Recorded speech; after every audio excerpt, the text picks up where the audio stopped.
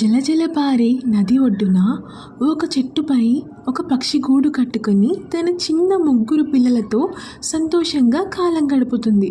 ఒకనాడు ఆ పక్షి తన పిల్లల మేత కోసం వెళ్ళి తిరిగి వచ్చే సమయానికి 3 పిల్లల్లో ఒక పిల్ల గూటి నుండి తల బయటకు పెట్టి ప్రపంచం చూస్తుంది.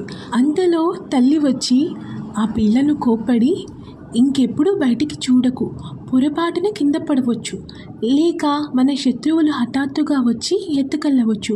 మీరు పెద్దయిన తర్వాత నాలాగే బయటికి వెళ్ళవచ్చు అని ముద్దుగా మందలించింది. మరునాటి ఉదయం ఆ పక్షి మేతకు వెళ్ళింది. అమ్మ మాట లెక్క చెయ్యని ఆ పక్షి పిల్ల మరల గూటి అంచుకు వచ్చి బయటి వింతలను ఆదమర్చి చూస్తుంది.